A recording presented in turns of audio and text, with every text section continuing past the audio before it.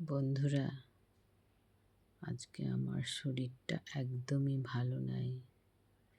Indigestion হয়ে গেছে, দিয়ে ভমিটিং আর লুজ মোশন হচ্ছে।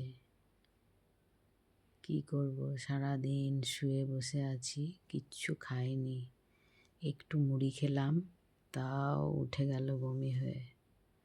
তারপর একটা ইনো খেলাম, তারপরে একটু কন্ট্রোলে এলো বমিটা। তারপরে গিয়ে 3টের সময় একটু মুড়ি খেলাম,